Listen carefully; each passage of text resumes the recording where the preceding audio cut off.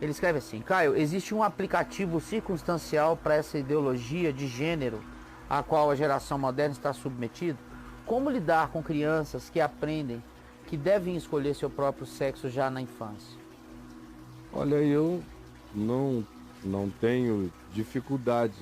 Eu trato a criança como a criança é como criança. E a gente não fica tratando criança pensando em gênero. Se uma partícula subatômica é alterada pelo olhar objetivo do observador, imagina um ser humano que é olhado desde pequenininho com um pai com dúvida acerca dele. Será que esse menino é homem? É mulher? Será que ele é bi? Será que ele é tri? Será que ele é? Será que ele é tetra? É assim, olha a cabeleira do Zezé. Olha a cabeleira do Zezé. Será que ele é? Será que ele é? Será que ele é bossa nova? Será que ele é Maomé? Parece Será que é que o transviado? Mas isso eu não sei se ele é. Corta o cabelo dele. Corta o cabelo dele. Corta o cabelo dele. É muito, olha a cabeleira do Zezé. Eu não tô nessa, eu nunca estive. E eu não me preocupo. Eu ensino a uma criança aquilo que se tem que ensinar a todo ser humano. Eu ensino uma criança o que é ter o caráter de Cristo, que é ser gente do bem, é o que eu ensino a uma criança. O que é escolher um caminho de vida. É isso que a gente ensina para uma criança. O que é se tornar um ser humano justo, generoso, bom. O que eu ensino para uma criança que tem que lidar com bullying, e todos têm, é a diferença entre ser bom e ser bonzinho. Ensino para ela que o ser bom é um ser forte. E o bonzinho é esse que se submete a tudo e acaba sendo objeto de bullying. O que é que eu ensino para uma criança? Eu ensino para uma criança o respeito ao próximo. O respeito ao próximo diferente. Uma criança criada aqui na minha casa não tem nenhuma curiosidade para ficar sabendo as escolhas sexuais de ninguém. Isso é uma coisa aqui em casa que, para parecer, ou é óbvio ou o cara falou. Do contrário, ninguém tem essa curiosidade. Vamos descobrir. Se Olha você puder, será que ele gosta disso ou daquilo? Né? Não, aqui em casa não tem, é até proibido, sabe? A gente só fala do que pode tornar um ser humano melhor. Aí, se o ser humano é heterossexual, vai ser um heterossexual humanamente melhor.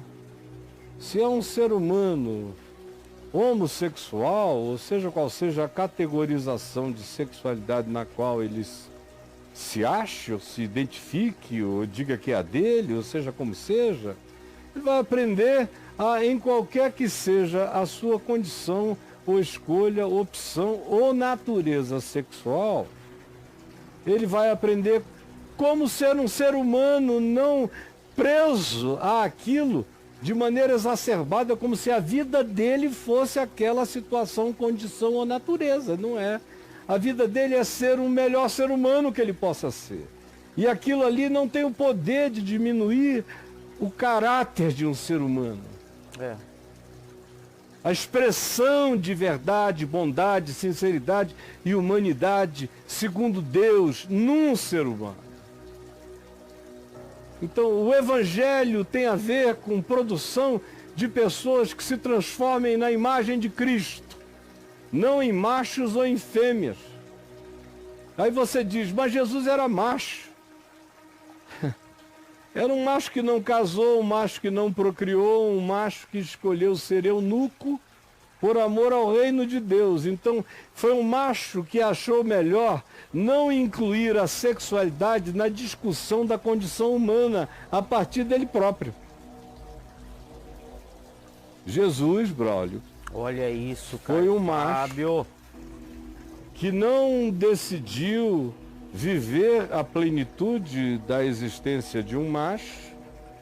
Ao contrário, se tornou um eunuco pelo reino de Deus e chamou para si a condição mais polivalentemente aplicativa na direção de todas as demais condições humanas que se possa encontrar. Ele próprio se colocou nesse lugar de não identificação de natureza heterossexual conjugalizada. Ele é um homem, mas ele não é um sexo. Ele é um homem, mas ele não é um gênero. Ele é um homem, ele se chama de o filho do homem, ele se designa como o humano. O filho do homem é sinônimo de humano, Caio? Assim? É de o homem dos humanos, é o ápice da humanidade. Tá. É assim que ele se designa de modo plural, coletivo, como o filho da humanidade. Filho de Deus tem que ser também o filho da humanidade. E aí, você não vê em Jesus nenhum tipo de culto ou glorificação à reprodução sexual, a qualquer que seja a condição de gênero. Esse é um assunto que não é nem tratado. E quando é tratado, que é na questão dos eunucos, que ele diz que uns nascem eunucos, condições congênitas, de alteração no sexo, ou hermafroditismo, ou dupla sexualidade, ou incapacidade de exercício de ereção, porque tem também junto com um clitóris protuberante, como um pequeno pênis tem uma vagina junto, ou por inviabilizações genéticas de natureza impossibilitante organicamente para a prática da sexualidade, ou com a morte hormonal, ou qualquer que seja a deficiência de natureza congênita. Ele disse, uns nascem. Existe a condição congênita, variada dessa dimensão. Segunda coisa, ele disse, outros os homens fazem. Eunucos são os objetos de intervenção. Ou eram castrados, como na antiguidade, aí os hormônios eram todos alterados, eles ficavam inaptos para qualquer possibilidade e depois de um tempo perdiam até o interesse sexual pela inversão hormonal a qual eram submetidos, e alguns se tornavam, inclusive, por apetite e por gosto, homossexuais, até porque o patrão tinha direito de fazer sexualmente o que quisesse com o escravo ou a escrava. Alguns dos escravos eunucos, os castrados, acabaram desenvolvendo o apetite sexual na direção do seu patrão. Era uma submissão absoluta e até, em alguns casos, consentidamente prazerosa. E Jesus disse que havia aqueles que se faziam eunucos. Organicamente eram perfeitos, conjuntural e social e economicamente não estavam sob o jugo de ninguém, não eram escravos de ninguém, eram seres livres como ele, Jesus, mas que escolheu viver como um eunuco, como um indivíduo para quem o sexo e a sexualidade não se manifestavam. O sexo não se manifestava como relação sexual e a sexualidade tão pouco se manifestava como necessidade de vínculo, de algum modo confessado conjugalmente. Você vê Jesus ter uma difusão de amores nas relações dele, de singeleza. Eunuco sem tocar em ninguém e com uma multiformidade de amores e de conexões extraordinária e totalmente sem o vínculo de gênero, determinando qualquer coisa. De modo que tem mulheres que se jogam aos seus pés, tem a outra que derrama perfume na sua cabeça, tem a outra que senta no seu pezinho para ficar ouvindo. Tem João, o homem que bota a cabeça no seu peito sempre que pode. e que se auto-intitula de um discípulo amado, de modo que você não sente nenhuma forma de sexualidade em ereção na leitura do Evangelho. Nenhuma ação dessa. Você não sente nem isso.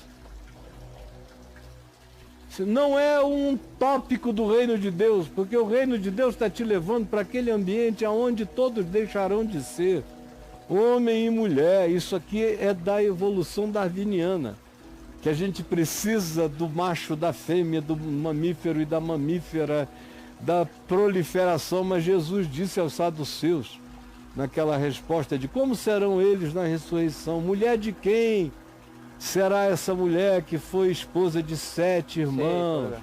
Aí Jesus disse, errais, não conhecendo nem as escrituras, nem o poder de Deus. Nessa outra dimensão, não se casam nem se dão em casamento. O que Jesus está dizendo é que a glória do homem vai ser deixar de ser um ente sexual.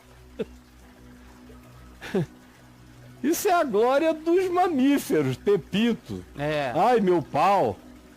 Isso é coisa de mamífero, o meu pau. Agora, para onde a gente está indo, quem nós nos tornaremos definitivamente, esse tema é um tema da morte que vai ser sepultado aqui. A nossa glória será assexuada. Nós vamos ser seres nem de transexualidade, como dizia o meu querido C.S. Lewis. Eu creio que ainda é um aprisionamento. Pensar em transexualidade era a expressão que ele usava na década de 60.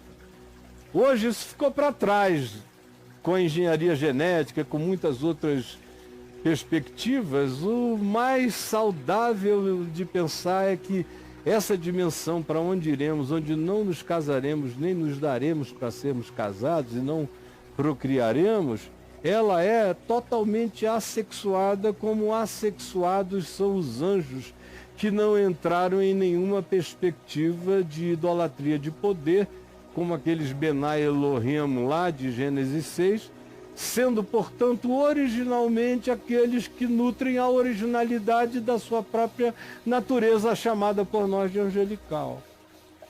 Nós um dia seremos assim. Vai acabar tudo sobre homem, mulher, tesão, posse, quem é o maior, quem é o menor. Tudo isso é coisa aqui da baixaria presente. É coisa do mundo das guerras. É a mesma coisa que divisão de país, de poder, de soberania. É um mundo muito infantil, porque até mesmo a nossa melhor racionalidade nos diz que não há como a humanidade se salvar se ela não tiver um projeto global de humanidade. Se não tivermos, se a gente se fechar no isolacionismo e no nacionalismo, ninguém vai se salvar. Nós só temos alguma chance se nós nos unirmos todos. Se for global. Se nós nos fecharmos de maneira isolacionista, nacionalista, patriotista, construindo muralhas, nós não nos bastamos. E o mal que está acontecendo é de natureza que nem um muro barra. São calamidades que são levadas pelo ar, pelo vento, pelas fontes, pelos aquíferos, que está em toda parte. Ou a gente se une para lidar com o todo, ou a nossa America First, a nossa tentativa de isolacionismo, de fechamento, de diferenciação estúpida, criando uma espécie de iglu nacionalista, é uma idiotice.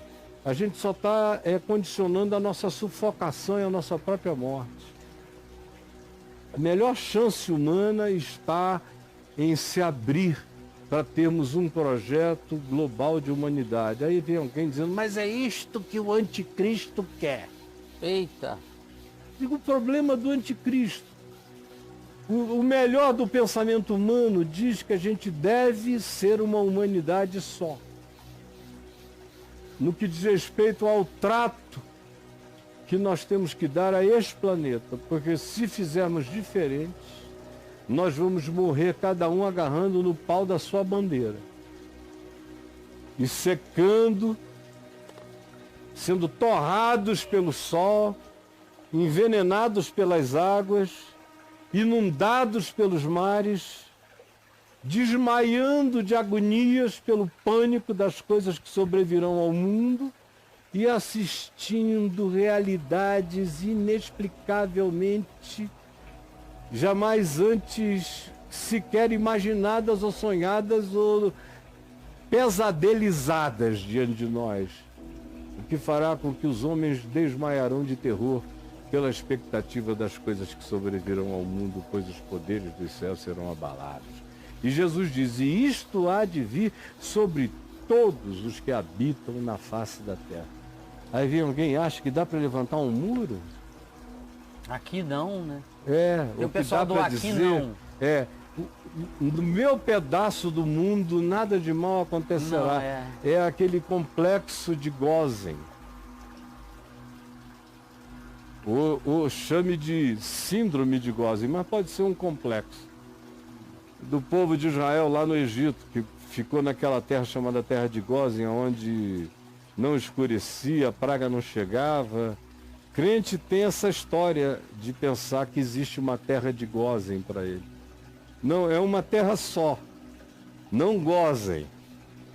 Não gozem dessa terra. Da cara da terra. Porque as consequências são globais. Não fica de gozação. E se dirá, como Jesus disse, naquele dia os homens dirão, montes caiam sobre nós. Eles vão pedir. Vão pedir. Eles vão pedir. Não adianta ficar, vocês são muito doidos, meus amigos. Porque qualquer um que olhe com o mínimo de olhar aberto, sem um vício ideológico burro, olhando só do ponto de vista da gestão dos recursos do planeta e do significado de existir a humanidade, chega a essa conclusão sem nenhuma dificuldade. Mas deixa para lá. Só a revelação poderia iluminar a mente do pessoal para entender o que eu estou dizendo. Por enquanto, essas coisas estão cognitivamente seladas e bloqueadas, fechadas, e o nosso tempo acabou. Acabou.